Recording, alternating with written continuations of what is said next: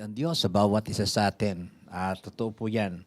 Just for the sake of discussions or na share ni Pastora, meron po kasi akong kaibigan na engineer sa other church, which is medyo kaano na natin kasi tayo ay nagkakandak ng training sa music sa kanila doon. So, naging friend talaga natin siya.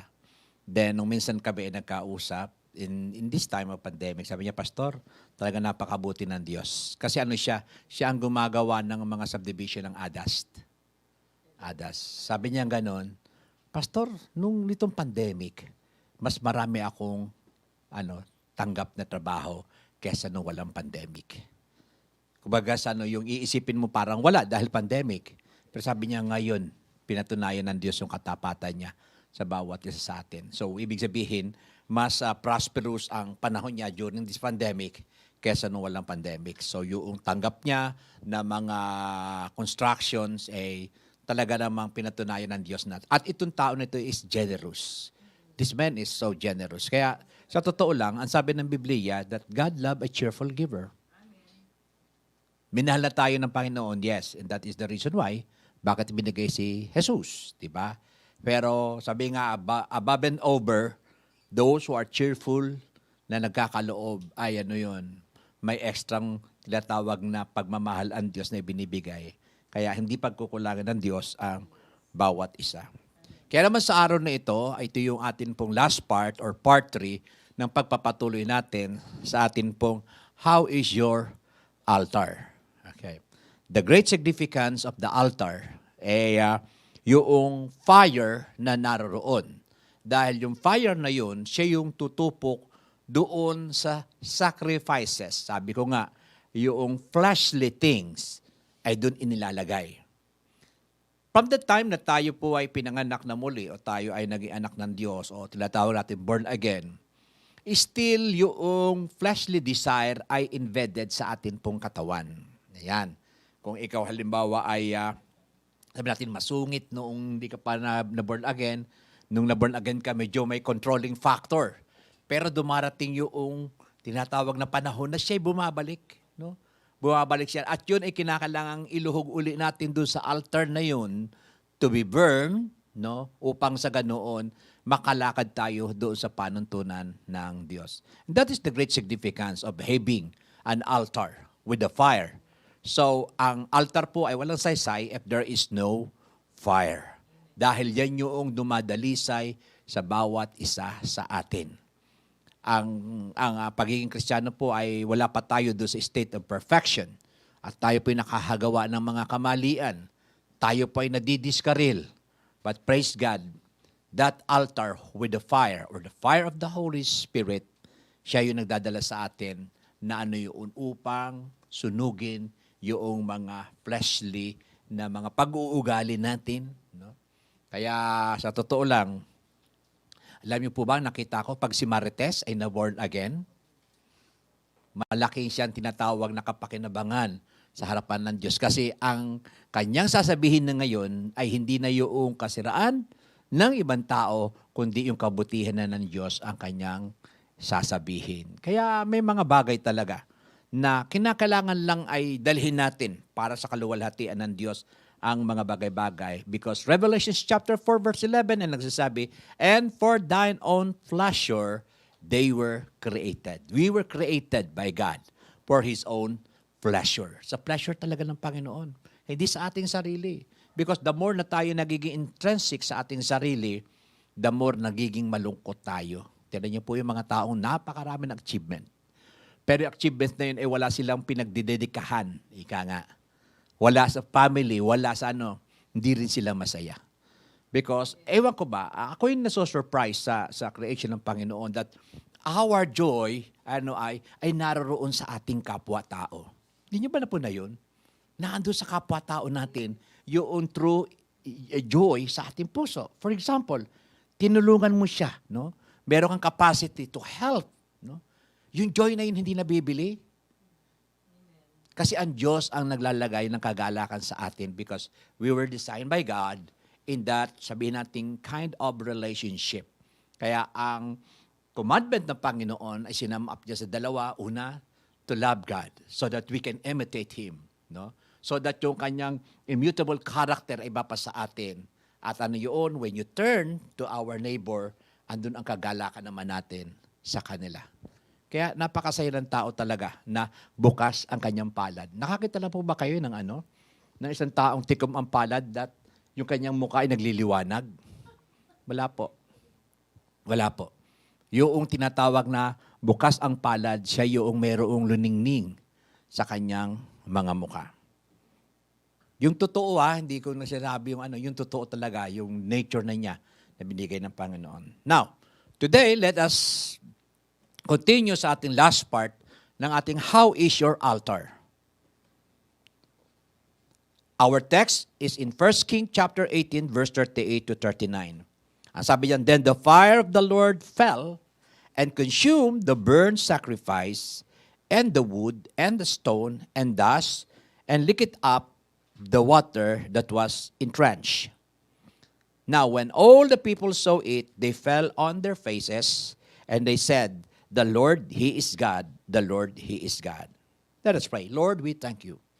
Amin pong dalangin ang pagbubukas mo ng amin pong espiritu, kaisipan at kaluluwa upang yung salita ay patuloy na matanim sa amin pong mga puso at maging panuntunan at lakaran sa kapangyarihan at sa tulong ng Espiritu Santo. Amen.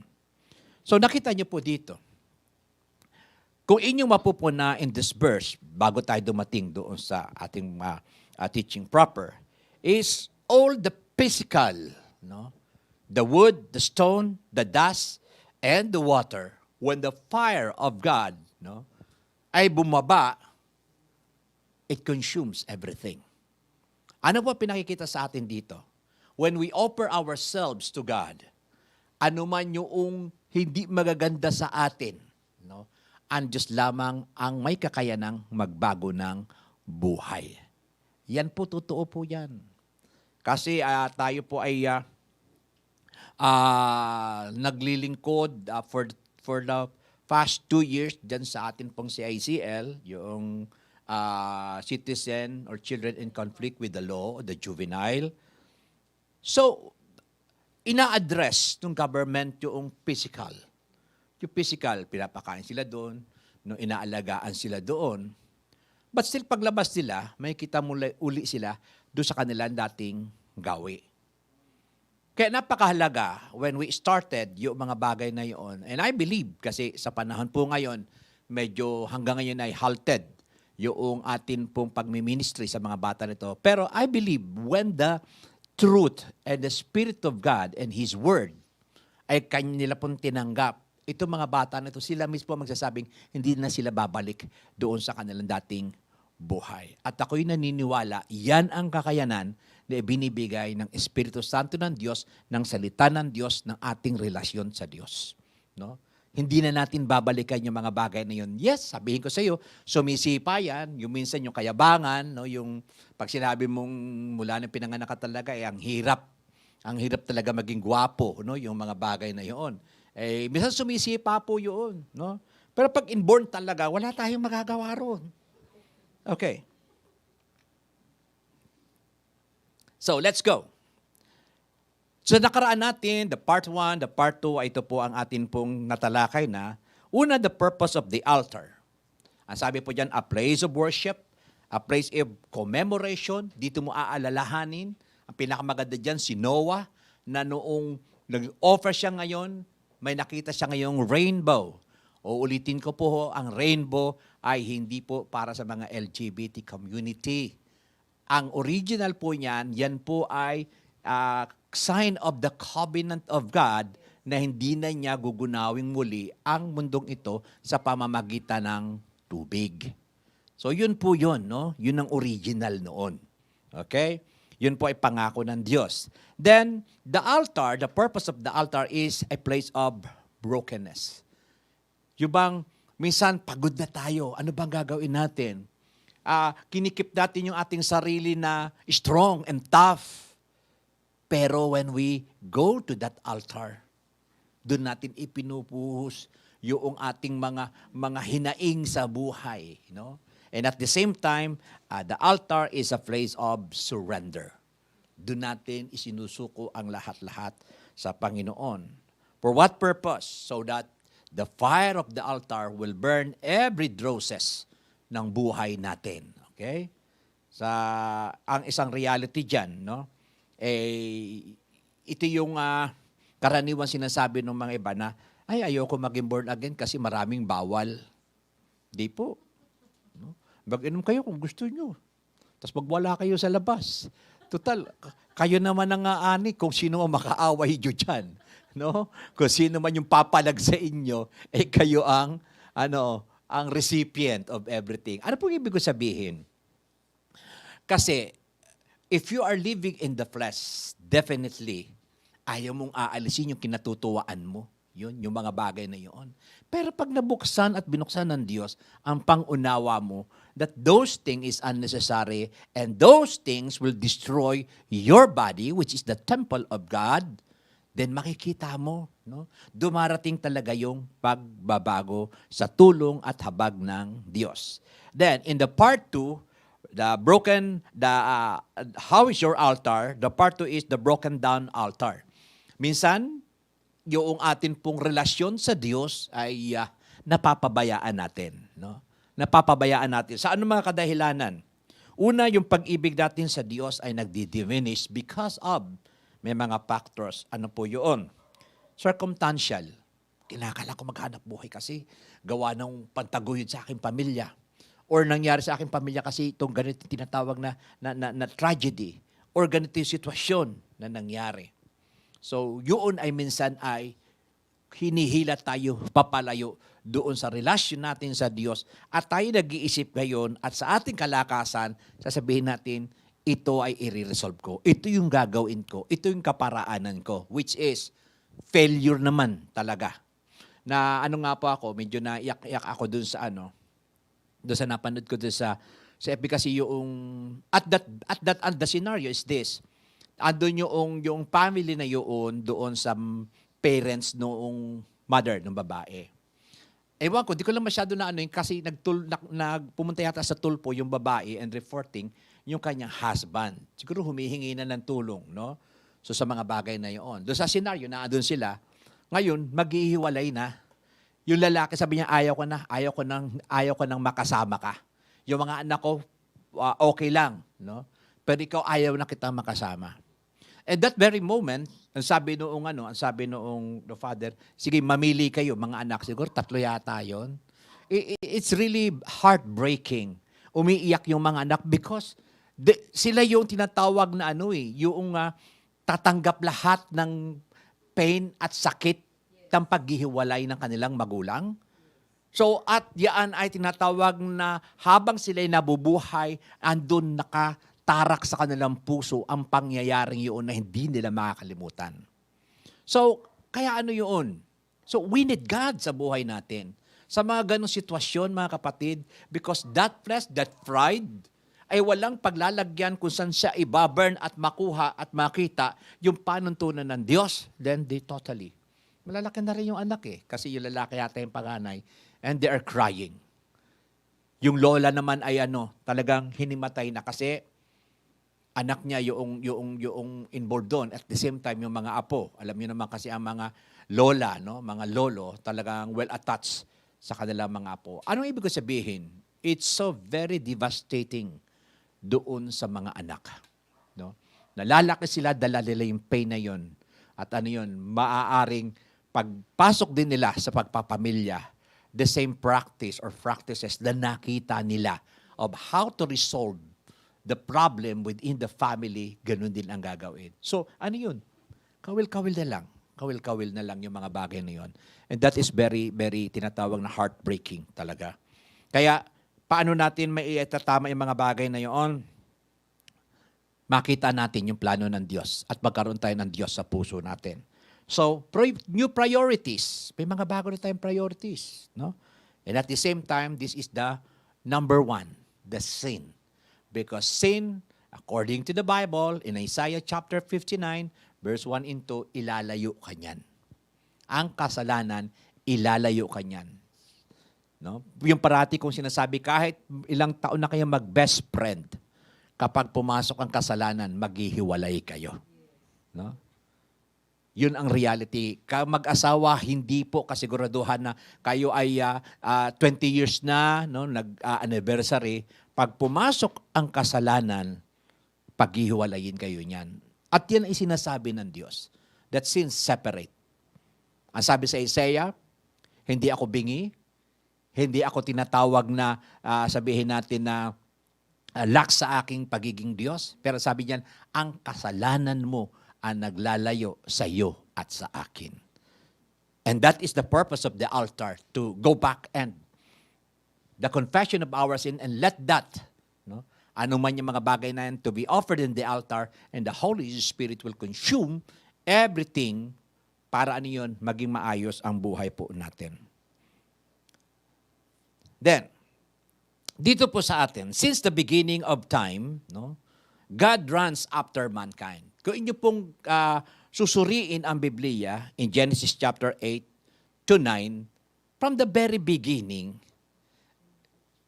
ang Diyos ay nagre-refer ng tinatawag na kaanuhan ng tao. Ang tawag doon, kumbaga sa kalat ng tao, ang Diyos ang parating nag-iimis. No? Ang Diyos ang parating kumikilos at pinifix ano man yung mga bagay na nasira. And that is the reality in the Garden of Eden. Tingnan po natin. Andun pa lamang, kita na natin. Because God is loving, no? And yung kanyang pag-ibig sa bawat isa sa atin, ang Diyos ay nagiging matyaga. Pero may panahon naman na darating that He will judge everything na ginagawa natin. Tingnan po natin. In Genesis chapter 3, verse 8 and 9, and they heard the sound of the Lord God walking in the garden in the cool of the day. So, pag sinabi natin, when they heard, ibig sabihin, it is a constant practice. Alam mo na yung sounds. Alam mo na yung tinatawag na decibel and the frequency. Parang ano lang yan, singer na yan eh. Pag narinig mo yung ganung si Gary yan, si Regine yan. Because acquainted ka doon sa mga bagay na yun. Si Lynn yan. No? Si Lynn Jenilyn ng ng ROG. Hindi po si Celine Dion, no? Okay. So sabi doon, and they heard the sound of the Lord God walking in the garden in the cool of the day, and Adam and his wife hid themselves. Nagtago, no? Maybe doon sa mga nauna ay hindi ganito ang reaction kasi pinakikita dito na it is unusual sa kanila. No? Bakit kamo? Tingnan natin. From the presence of the Lord God among the trees of the garden. Then the Lord called to Adam and said to him, where are you? So ibig sabihin, prior to this, ay merong tinatawag na regular and constant fellowship yung si Adam and Eve with God. Pero ngayon, nagtataka ngayon, mismo sina Adam, sinabi dito, sila ay nagtago. This is the time when they committed sin. Ano po yung sin na yun? It is a treason. Na yung Diyos ang dapat nilang Panginoon, sila ay pumihit at si Satanas ang kanilang pinakinggan at doon sila nagpailalim. Kaya dito, ang sabi dito, nalayo na sila ngayon. Yung Diyos ba ay naapektuhan doon sa na yun? Hindi. Bakit bumaba si Lord? Kung alam ni Lord na nagkasala na, si Adan at si Eva, ay hindi na, bahala na kayo sa buhay ninyo. Hindi. No? Constant yung Panginoon, bumaba. Gusto niyang ma-meet si Adam and Eve, pero yung tinatawag na the cause and effect of sin, nakita doon kay Adan at kay Eva. Ang sabi ng Panginoon, nasaan kayo? Anong problema? No? Dati-rati naman, ganito tayo. Tingnan niyo po sa asawa, minsan mapapractice niyo yan eh. Kung masali, kung sensitive kayo, minsan may araw na talaga pagising mo, andyan yung agahan, No? Pinagluto ka na agahan, may araw naman na wala. Ano kaya nangyari? No? Anong nangyari? Yung pala ay hindi nagkaayos nung gabi, no? Medyo may tampuhan, whatsoever. Kaya nung umaga, bahala ka sumandok, may kanin na dyan, andyan na ang ulam, bahala ka sa buhay mo. So yun that is a natural thing. That is a natural, sabihin nating effect of this agreement, yung kasalanan, so to say, na naroroon. Diba? Tapos sabihin mo, anong ulam natin ngayon? Andyan. Bahala ka dyan. May sinaing na? Andyan ang bigas. O, di ba? Ganun na sinasabi. Diba? Pero ang tanong, bakit? Kasi may disagreement. No? Mayroon doon pinagkakasunduan. Kaya dito, ganito rin yung Diyos. Then from the time, kung ating ipagpapatuloy ito mga kapatid, doon sa binasa natin, ang Diyos ang gumawa ng kaparaanan din. Para matuloy lamang yung fellowship na yun, siya ay pumatay ng isang hayop kasi sila ay nagtahi ng kanilang damit made of the pig lips, which is not symbolism na hindi yun ang appropriate at kaparaanan ng Diyos to bring back the fellowship, kundi yung dugo ng hayop ang kanyang ginamit at yung balat ng hayop na yun siyang ibinalot. Okay. So, God runs after mankind since the beginning of time. Kaya di nyo ba na-appreciate ang Diyos baging sa ating pong buhay? Okay? Nung maliit ka pa, kasama-sama kayo doon sa children ministry. Nung lumaki, nasaan na kayo? Di ba?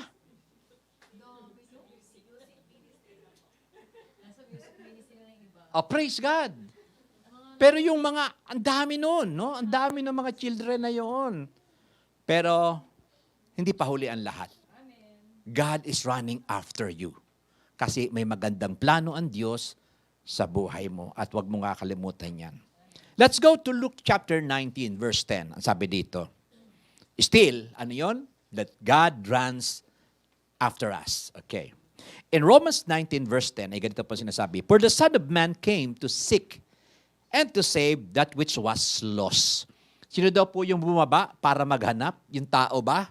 Hindi. Ang Diyos ang bumaba. Si Kristo ang bumaba. No? Siya ay nagkatawang tao para hanapin lamang yung nawawala, hindi nagwawala. Nawawala at nagwawala. That is two different things. Kaya nung pumarito siya dito, ang dahilan ay ikaw.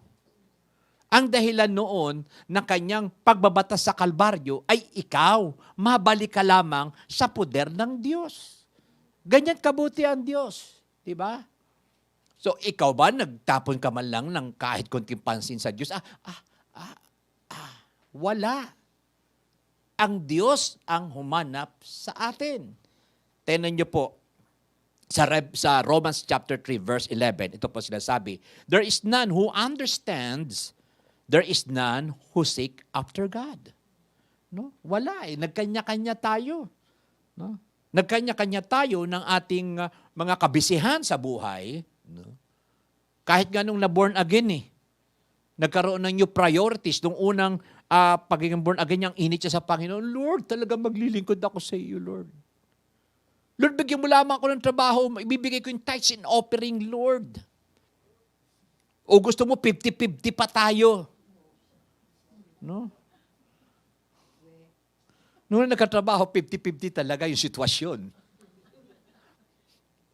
Marami po yan. Experience po namin yan. No?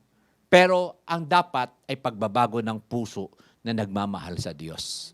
You don't have to be na yung mga bagay na ganito. No. Kasi mahal mo ang Diyos. At meron kang puso ng pagtalima sa kanyang naisin. Isaiah 53 verse 6, ganito po sinasabi, we, every one of us, have strayed away like sheep, we who left God's path to follow our own. Ano daw po yun? Lumayo tayo sa Diyos. Sinunod natin yung ating gusto, yung ating naisin. Sinunod natin. Kaya ang mundo ay, kung basta na inakaratay sa tatlong bagay. The love of the flesh, the love of the eyes, and the pride of life. Tignan niyo po. Sabi ko nga, it is not good. It is not bad to have, sabi nating mga original na mga gamit. No? Pero kung yan naman ay kapalit ng iyong kaluluwa, no? Yun ang hindi tama. Hindi na tama yun. No? Okay. Masaya tayo pag nakakatanggap tayo ng mga original. Tama? Which is good. Wala namang problema doon. Pero pag yan ang magiging buhay natin, ay palagi ko hindi na yung tama. Because we are striving Lalo na doon sa ano yun, laki-laki na ng utang sa credit card talaga namang may bagong labas na cellphone, may bagong labas na ganito. See? Ano pong ibig sabihin? You are craving for the things of the world. Ulitin ko po, hindi naman masama magkaroon ng, sabihin natin, high-end cellphone or whatsoever. Ang ibig ko sabihin, pag buhay mo na yan, yun po hindi maganda. Kasi ang buhay talaga ng tao ay dapat ano yun, sa kanya ay sumamba. Di ba? Kasi yan ang first and foremost. Love the Lord your God with all your heart. Bakit? Para maiwasan mo ang simbuyo, ang pagkaway ng sanlibutan. Ang dami po kasi mga tao na gustong yumaman out of doon sa tunay na pagpapala ng Diyos. May mga Christian na nung wala pa silang business, makikita mo, dumadalo. Pero nagka-business na, wala na. No? Kasi busy na po Busy na. Ngayon, ako po ay merong advice sa inyo. Gusto niyo talagang yumaman? No? Gusto niyo yumaman talaga? Meron talaga nag-o-offer na ibibigay sa iyo lahat. Si Satanas. Si Satanas. Di ba? That is true. That is biblical. Ano ang sabi niya sa Panginoon? Ipinakita niya kayamanan ng sanlibutan na ito. Ang sabi niya, ibibigay ko sa iyo lahat yan. Gusto mo ng prosperity? Di sisambahin mo si Satanas. Kasi ibibigay niya lahat Yun nga lang, in exchange to your soul. Yun ang kapalit nun. Hindi rin siya nagbibiro. Kasi hindi siya naman nirebuke ng Panginoon Oy, Satanas, huwag kang magsinungaling. Ako ang tinatawag na may-ari ng lahat ng bagay na ito. Fine, no problem. But yung spirit that is creeping in this world, tingnan nyo na lamang po ang tinatawag na Hollywood na yan. Iparate ko sila sabi sa inyo, yung red carpet nila. Ano ang meron? Ang dami-dami papagawa ng mga mamahaling mga gown, especially yung mga, mga babae, yung mga gown, suot ni ganito, suot ni ganyan, nakalagay pa doon kung magkanong dolyares ang ginastos. Pero at the other side of the world, yung mga tao doon sa Africa, yung mga bata doon nangangamatay sa gutom. See? Where is the heart ng Diyos? Ay, yung was lang naman gagamitin mo. Gagamitin mo pa ba yun? Patulog? Na yung train of your gown is 10 yung nagdadala? Sige nga. Ganito po kasi tayo tinuturuan ng mundo. Pinupukaw tayo ng mundo talaga para mawala yung ating tinatawag na focus doon sa Diyos na yung tunay na pangangailangan ang dapat nating sabihin nating hanapin sa buhay natin. At ang tunay na pangangailangan ng tao ay matatagpuan lamang sa Diyos. Kahit pa ilang Ferrari ang naririyan o whatsoever, actually I watch yung isang Crown Prince, yan, mga Crown Prince. Pinakita talaga yung alam niyo parang siya yung tawag dito, yung parking lot ng SM. Andun yung mga talagang mga mamahaling sasakyan niya. Anuhin mo yan. Sasakyan mo sabay-sabay habang gumaano sa highway, patalon-talon ka para sa Spider-Man. So, ito po yung tinatawag na folly ng world. Ilan bang sasakyan ang kailangan mo? And yet, yung mga mamamayan mo ay nagsasuffer sa mga bagay-bagay. Kaya nga, alam niyo po, ang pinakasolusyon dyan, Panginoong Jesus, dumating ka na. Para yung fair justice, fair for everybody, ay makapangyari. Only the Lord, only the Messiah, ang pwedeng gumawa ng mga bagay na yun.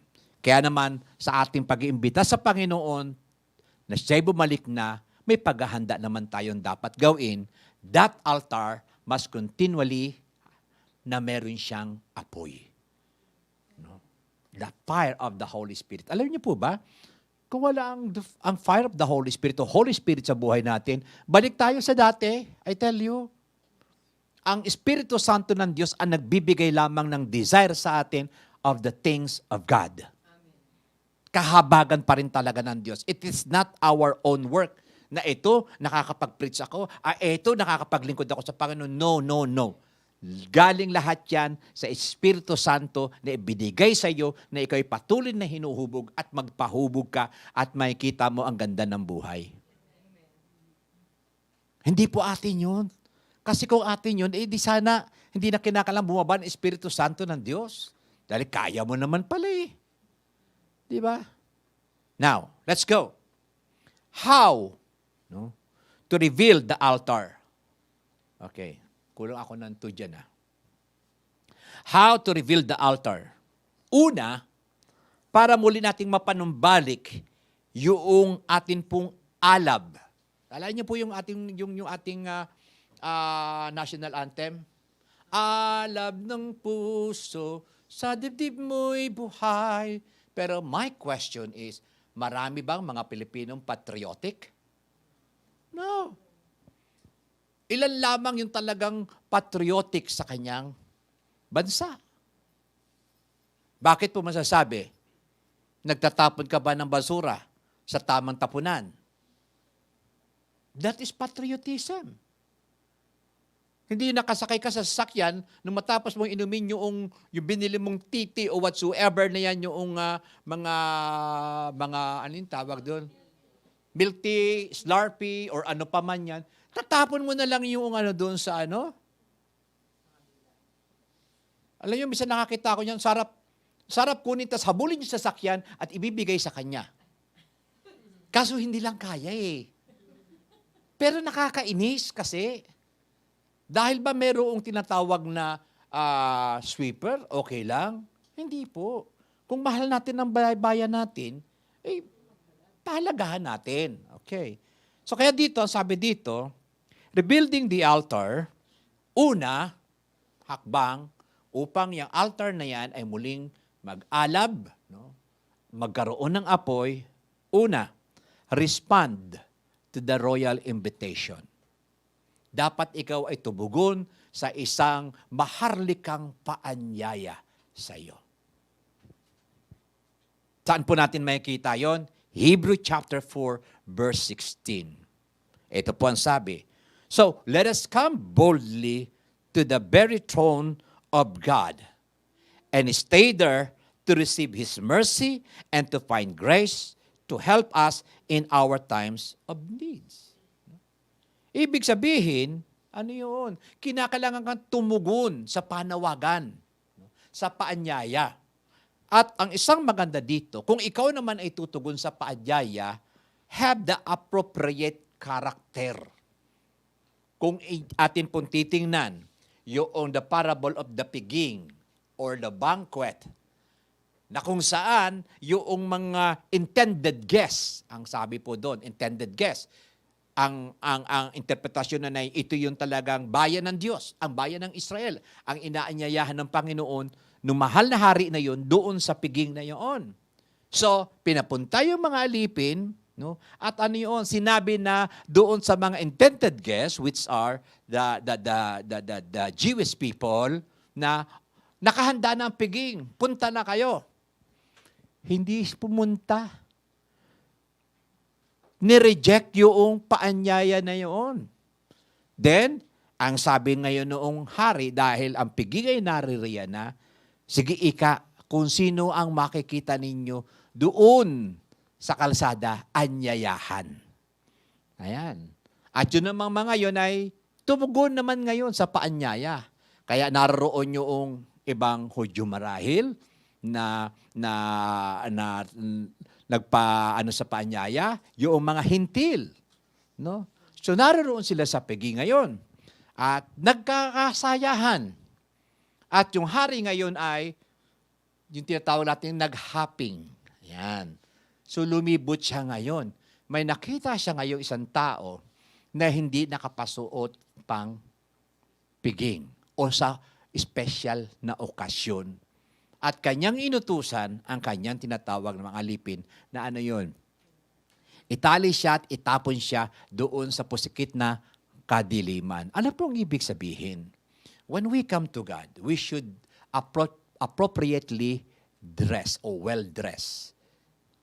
sa spiritual na kalalagayan, when we come to God, we should clothe ourselves with humbleness and humility. With a true heart. Hindi ka sumisimba para lamang makasimba. Dahil ikaw ay nagigilty pag hindi ka nakasimba. No, that is not. Narito ka dahil mahal mo ang Diyos. Nanonood ka, nagbibigay ka ng panahon dahil nais mong parangalan ang Diyos. At nais mo ring pakainin ang iyong sarili ng mga salita ng Diyos upang sa iyong pang-araw-araw na pamumuhay, ito ay magamit mo. So, sabi dito, respond to the royal invitation is the number one. So that altar, the revealed altar, once again, the fire will be rekindled. Then, in Matthew chapter 11, verse 28, ay ganito din po. May paanyaya rin ang Panginoon. Ito ang sabi niya, "Come to me, and I will give you rest. All of you who work so hard beneath a heavy yoke." Totoo po, mga kapatid, hindi madali ang buhay dito sa mundong ito. Tama? Lalo na itong panahon nito ng pandemic. At dito sa mundo na ito, sabi nga, kung hindi ka babanat ng buto, mahirapan kang kumain. Kaya nga panghihingi ng limos, it is a job. Mahirap din po yun. Makikipagpatingtero ka doon sa mga sasakyan, doon sa kalsada. Anong ibig ko sabihin, mga kapatid? Ang sabi niya dito, heavy yoke. Minsan, ito yung mga breadwinner, no, sa tahanan. Sometimes, no, kayong mga kasama na mga breadwinner, kailan nyo po naman itrinit ang breadwinner na para maging masaya siya sa kanyang buhay? Ito si breadwinner ay napaka-heavy na yung kanyang dinadala. Pambayad kay Meralco, doon kay nakaatang sa kanya si Maynilad, at pa? May wifi pa, no? At may hinuhulugan pang tinatawag na high-end cellphone para sa kanyang kapatid. Huwag naman po natin pahirapan. Pagpamilya po kasi, tulong-tulong. Yan po ang esensya ng tinatawag na pamilya. See? Kaya sabi dito, actually, pag ikaw ay nagtatrabaho, yung load din sa trabaho, tama? Na minsan nakaka-stress din talaga. No, nakaka-stress din yung mga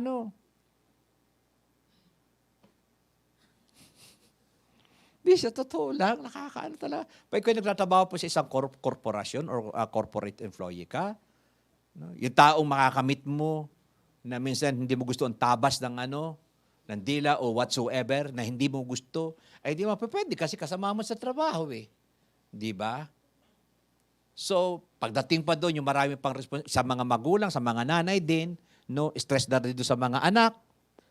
Kasi hindi maalis doon sa gadget, hindi maalis doon sa mga bagay-bagay. Alam niyo po, ibibigay ko sa inyo ang telephone number ni Nanay Sabeng. At kayo na ang mag-usap kung ano ang gagawin. Okay. So, ano pa sabi po dito? Nagpapaanyaya ang Panginoon. Sasabi niyo, you, heavy laden, ikaw napapagod. And even, alam po, isang pinakamalakas na makapagod, yung mental. Mental yoke. No? Yung pag-iisip, no? Yung mga bagay-bagay. Alam niyo po, kasi yan po ay kumakain ng malaking enerhiya sa bawat isa sa atin. And that is true. To fuel our brain, we need so much energy para mag-work yan. Kaya minsan, yun, kahit wala ka namang ginagawa, hindi naman sila sabing naglakad ka, nagsiba ka ng kahoy, nag-give ka ng tubig, kaya ka napagod, no? Hindi po. Minsan yung mental peace natin and rest ay napakahalaga. Kasi we need. Ang brain cause natin, we need the sugar or the glucose para mag-run yan. At ang tinatawag na sweet is an energy. Energy po yan. No? Yung pong certain types of sugar, especially the glucose. Okay, that is the energy. Okay. Pero other than that, ng mga sugar, yung mga chocolate, ng mga na yan, nakakatulong. Pero hindi, nakakapagpabagal naman po ng tinatawag na ng flow ng ating immune system pag if there's something to be addressed sa ano natin, halimbawa may pain doon, mahirap pong lumangoy sa malapot na dugo kaysa sa malabnaw na dugo. And that is the one purpose. Kaya ang mga anak ninyo, sa sobrang pagmamahal nyo, hindi nyo tinatawag na nililimitahan nyo ang chocolate kasi umiiyak. Ay, hindi po. Hindi nyo po mahal ang anak ninyo. Kasi after 3 days, pag siya ay nasobrahan, makikita nyo po, nagkakaroon na ng sinat yan. Yan, ubos ipon lagnat. At dyan nyo po makakausap si Pastora, dyan sa ano na yan. Ang telephone number po niya ay... Pero ano lang, hindi ko alam kung may entertain kayo niyan. Dahil busy yan.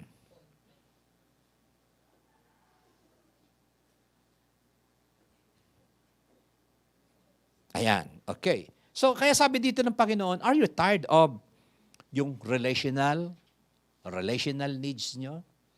Ito, minsan, especially sa pag-family, no? Yung medyo nasa higher,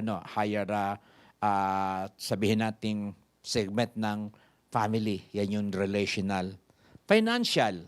And this is a very common thing. No? Stress na tayo, no? Sa financial. Lalo na pag maraming bayarin. Lalo na pag si Judith ay naririyan na, gumagala-gala na.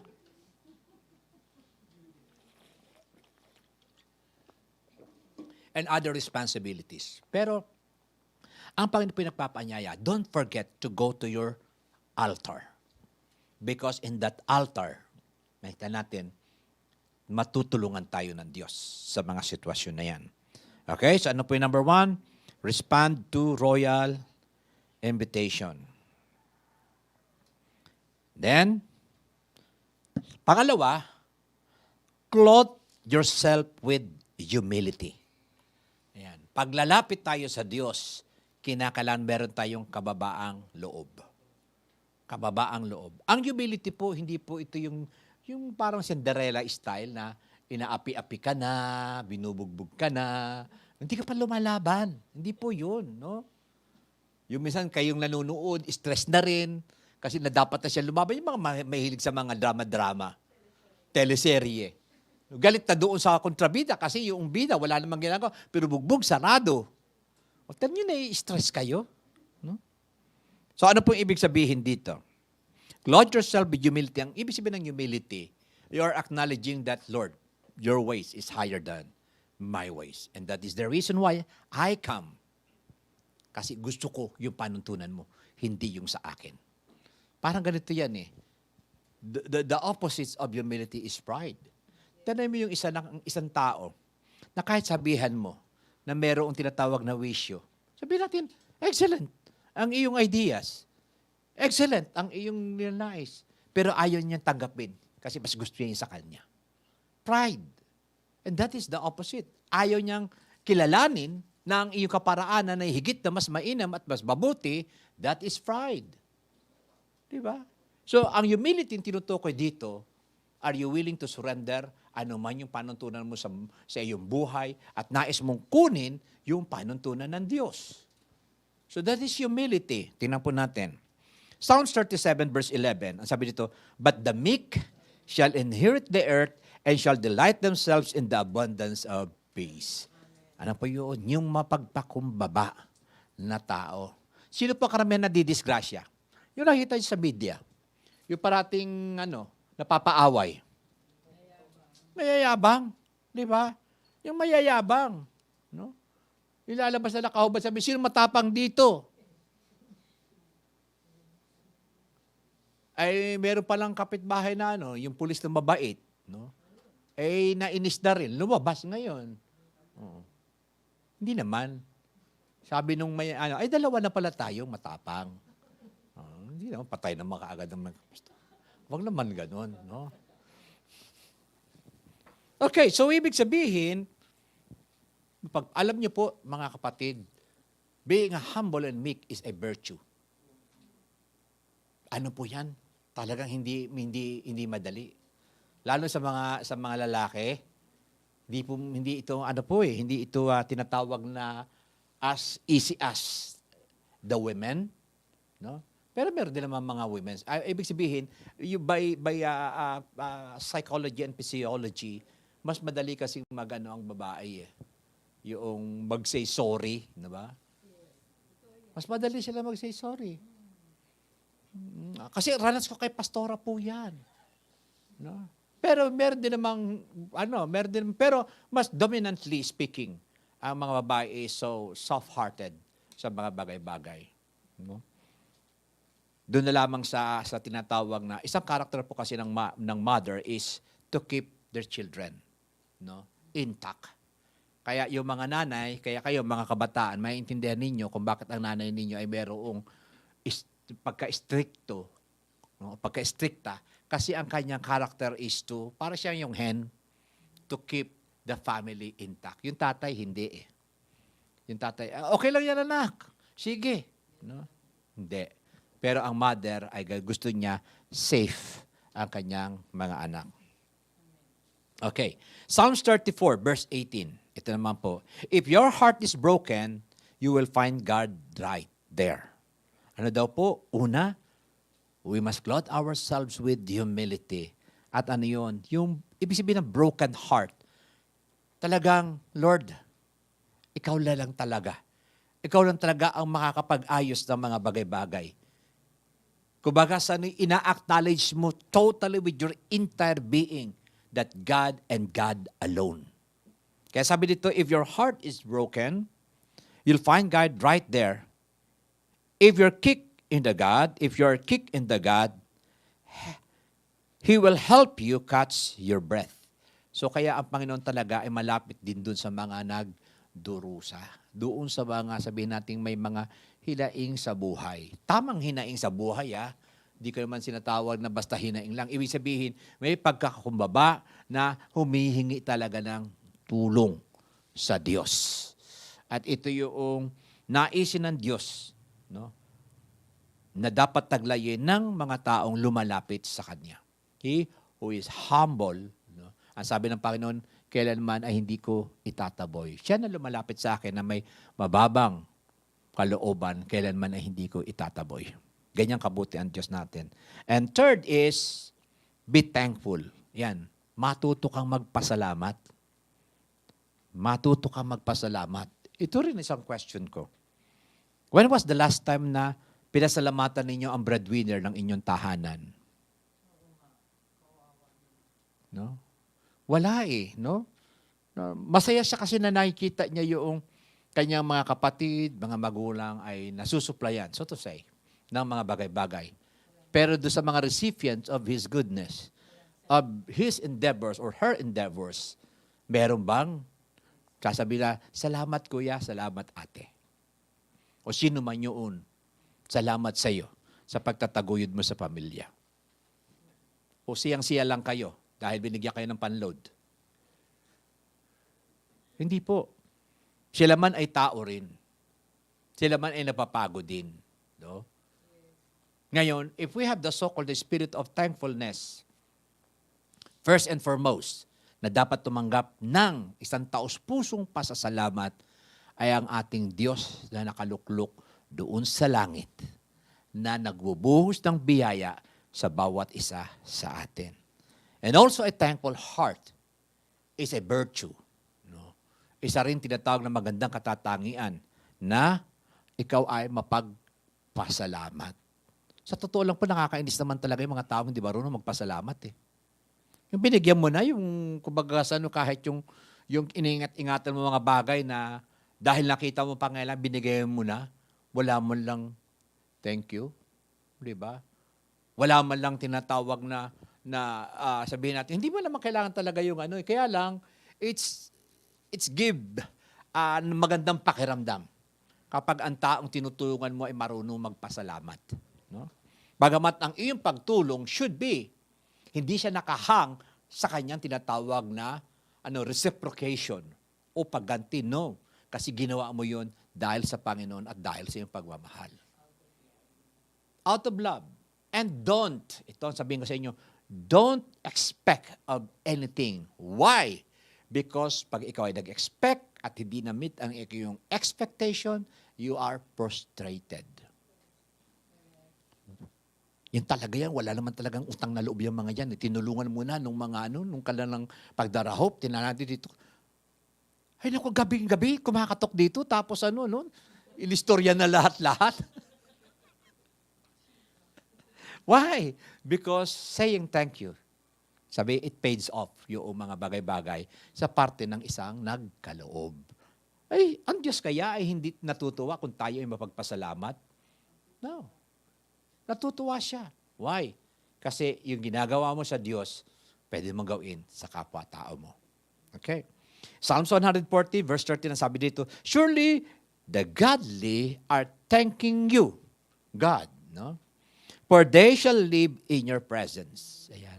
Yung ikang tinatawag na mga makadiyos, no? Na tunay nagmamahal sa Diyos, ikaw ay pasasalamatan at sila ay mamumuhay sa iyong presensya o in the precepts of the Lord.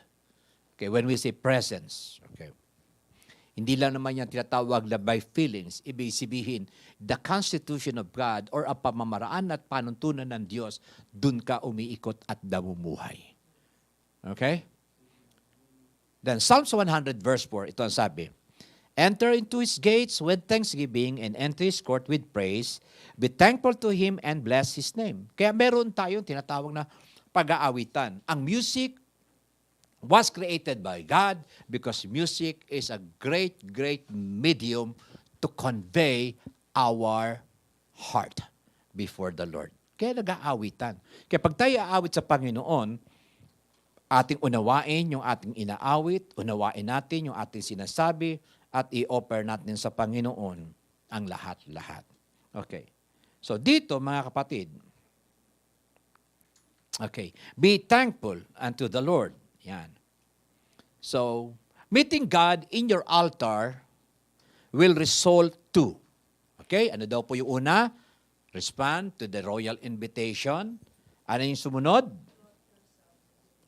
Clothe yourself with humility. And third, be thankful. O, ayan, yan na ha. So, yan na yung ating ituturo sa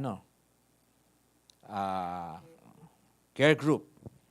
Kaya dito, mapapagyan nyo na kahit hindi tayo mag-meet ng alam nyo na ituturo nyo. Okay? Okay. Meeting God in your altar will result to, number 1, right life's perspective. Yung tamang pananaw sa buhay. Kapag ang Diyos ang iyong tinatawag na nakaniig, no?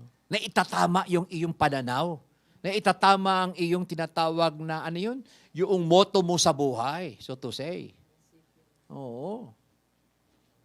Kaya na nanay ko, sabi sa akin, pag nagkamali, huwag kang tutulog. Hindi po tama yun. No? Nanay ko talaga may mga mayroon niyang panuntunan na Naalala ko tuloy yung sabi niya doon sa mga anak niya, wala pa kasi ako noon eh. Huwag kayong makikipag-away sa labas ha. Yung sabi niya, huwag kayong makikipag-away. Ayaw kayong makikipag-away sa labas. Pag bubugbugin kayo, umuwi kayo ng bahay. Umuwi kayo, huwag kayong makipag-away doon. Pero pag pumasok sa bahay niyo, bugbugin nyo. Sabi ko talaga, yung nanay ko talagang yun. Ang patience naroon, di ba? Pag umuwi na siyempre, at pumasok ka sa bahay, intentional na yun. Okay, you have to fight back. Okay, yan ang nanay ko po. Okay. Tira po natin. Right life's perspective. In Psalm 73, verse 17, ito po yun. Actually, basahin niyo po sa inyong tahanan ito. Hindi ko na lang bigay kasi maganda yung entire chapter nito. No? Pero kinuha ko na lamang kasi si David ay napakaraming tanong sa kanyang buhay. Nakikita niya kasi yung mga wicked, sabihin natin, mga taong hindi kumikilala sa Diyos, nagpa-prosper. Hindi niyo po ba naisip yun? No? Sila pa yung mga mayayaman, di ba? Sila yung man ang gusto nilang bilhin sa buhay, nabibili. Pero tayo kinakailangan pa natin ipanalangin sa Lord. I pray, no?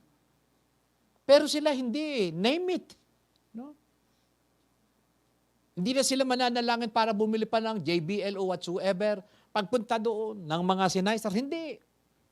Nasasakyan, pwedeng magpalit. Ito yung naobserbahan ni David dito pa sa chapter ni ito.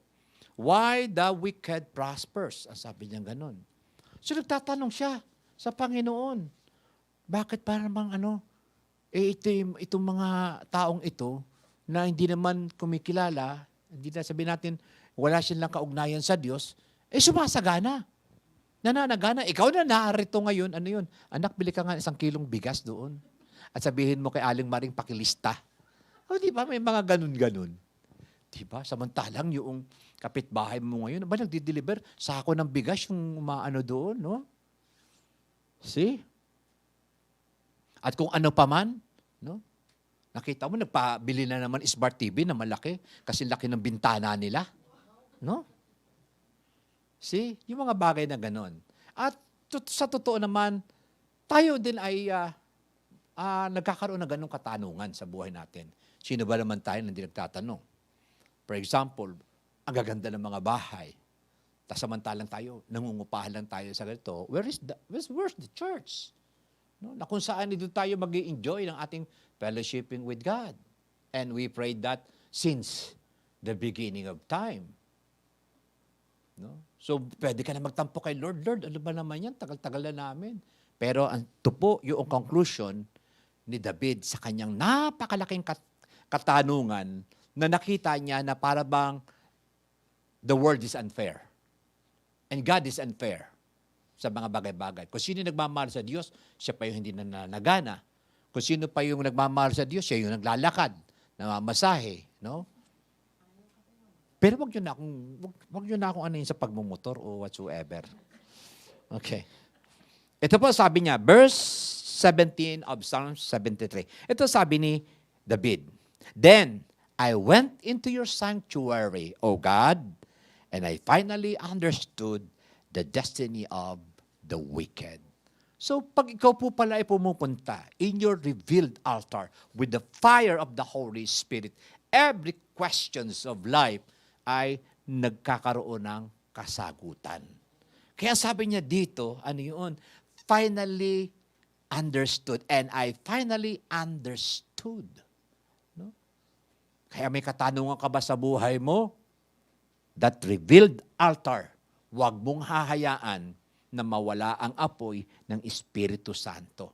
Kasi siya ang nagbibigay sa atin ng tamang perspektibo, tamang pagkaunawa kung ano ang buhay.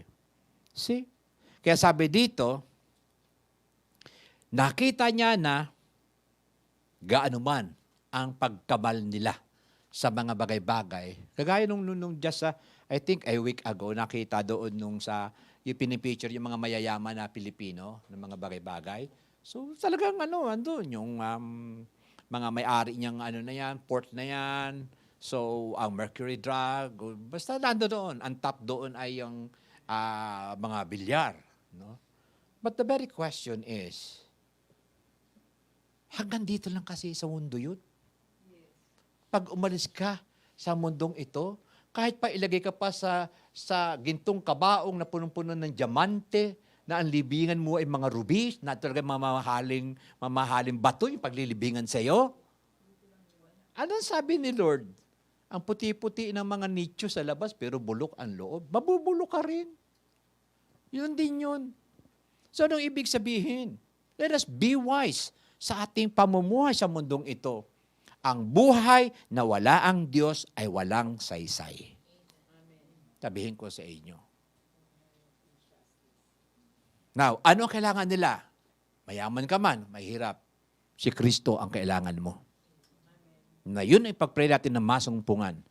Actually, meron sulat sa, if I'm not mistaken, in Colossians. Sabi nung babalaan ninyo ang mga mayayaman. Na yung kayamanan nila ay gamitin nila sa paglilingkod sa Diyos para may pakinabang. Then, ano pa ang masusumpungan mo doon? Sa iyong pagdako, right perspective ng buhay. Then, ano pa yung sumunod? Second, it should be second, unspeakable joy. Unspeakable joy. Now, Psalm 16 verse 11, ang sabi dito, You will show me the path of life. In your presence is fullness of joy. At your right hand are pleasures forevermore. Sometimes kasi, dahil narito tayo sa mundong ito, we don't know what is the joy behind this life. Naalala ko tuloy yung testimony ni Braxton, di ba? Oo. Nagkaroon siya ng tinatag na favor sa Panginoon na pumunta. Kasi namatay na siya for 1.5 hour at pumunta siya sa langit. Alam niyo po kung ano ang ano niya? Ayaw na niyang bumalik dito sa lupa. Pero sabi ng Panginoon sa kanya, hindi pwede, may mission ka pa sa lupa. Pero sa kanya, sabi niya, ayaw na niyang bumalik. Because right there in heaven, ang lahat ay may buhay. Walang tinatawag na sabihin nating death. Wala yun. No? Death and decay, wala doon. Kaya nung pinababalik sa Panginoon, ayaw na niya. Now, pwede po natin ma-experience yung mga bagay na yun when we enter into the presence of God.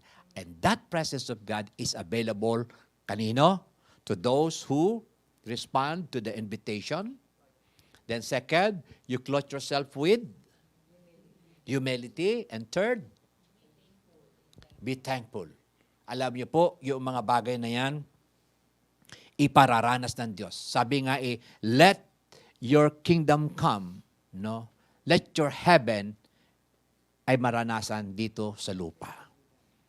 Hindi po ipagdadamot ng Diyos yun. But, ano po yun? Let us reveal our altar and let the fire of the altar continuously burning. Okay. Ito po, isa sa hindi natin nare-realize, si Lord ay, music lover. No? Si Lord ay tinatawag na music lover. Kaya, yung Book of Psalms, intentionally binigay ng Panginoon. Kasi ito po ang sabi sa Zephaniah chapter 3 verse 17. Ito po ang sabi. The Lord your God in your midst, the mighty one will save. He will rejoice over you with gladness. He will quiet you with His love. Kung ikaw ay, sabihin nating trouble, ikaw ay tinatawag na nagugulumihanan at wala kang kapayapaan, God will give you the so-called quiet spirit. Then, at kung ikaw ay nalulungkot, meron siyang kasiyahan sa Kanya. At sabi yan, He will rejoice over you with singing. Okay? He will rejoices over you with singing. Kaya, pag tayo nag-aawitan, ang Panginoon na narito, siya ay nakikisaliw o nakikisaliw sa atin pong pagpupuri at pasasalamat. Pero ano ang dapat nating tinatawag na taglay-taglay? Ang isang puso nagmamahal sa Kanya at nagpapakumbaba sa Kanya. Okay. Hindi po siya tumitingin kung ikaw isintunado or whatsoever or offbeat or ano paman. Because the heart is the one who sing before the Lord. Kaya ano po yun? Kasama siya na umaawit sa ating kalagitnaan. Alam niyo po nang nakakapagtaka, no? If you are a royal and sitting on the throne, at nakikita mo yung mga so para bang a source of entertainment, hindi ka tinatawag na nagre-response sa kanilang ginagawa. Natutuwa ka, fine, no problem. Pero ang Diyos hindi. Jumo-join siya, no? Jumo-join siya doon sa kanyang mga anak na nag-aawitan at nagpapasalamat. And this is the so-called isang karakter ng Panginoon na parang hirap isipin, kasi tayo, nakita natin dito sa mundo, kapag ikaw ay royal, isa'y hari o whatsoever, lahat ikaw ay piniplease. Diba? Yun ang yung purpose nun no? Lahat ng gagawin nyo kinakalang pleasing to me. Pero sa kanya, hindi no? Yung kanyang pagsama sa bawat sa atin will give gladness in our hearts.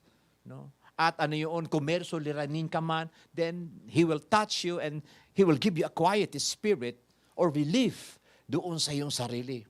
Kaya sabi dito, there are pleasures forevermore. Okay. Now, in conclusion, rebuilt altar gives. Ano po ang naibibigay? Sa tinatawag na altar na muli nating kinonstruct at wag nating hahayaan ng apoy ng Espiritu ay mawala sa buhay natin. Ano pong ibig sabihin nun? Have always contact with the Word of God. And even your quiet time ay naroroon to commune with God. Huwag po nating alasin yun. Ano po una? Rebuild altar gives meaning to our life. Yan po kasi talaga ang nagbibigay din ng kahulugan sa ating buhay. Why?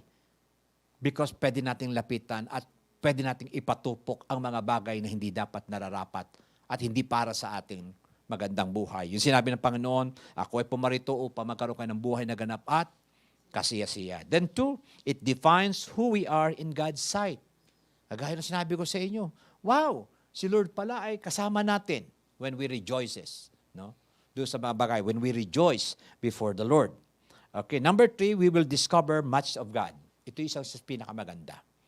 Kasi yun lamang merong intimate relationship with God ang nakikilala siya ng lubusan. Okay? Naalala niyo po ba yung disciple? Nung sinabi ng Panginoon na yung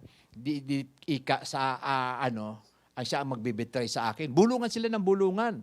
Kanino sila lumapit para malaman kung sino yon? Kay John. Ngayon, ang question, bakit disciple ka rin naman Pareho lang naman tayo binigyan ng Panginoon ng open access sa Kanya. Why? Because si John ay mas higit niyang gustong makilala ang Panginoon. Kaya yung kanyang intimacy with Jesus is different to the rest of the disciple. Kaya anong merong gustong alamin, si John yung kanilang nilalapitan. Pero hindi po, God is not a respecter of persons. Kung sino ang lumalapit, doon mo makikilala ang Diyos. Then four, we will love the Lord more. Kapag nakikilala niyo po natin ang Panginoon, alam niyo po, mas lalo tayo mai-in love. Mas lalo tayo mai-in love. Hindi mo pwede sabihin kay Lord na, I love you more.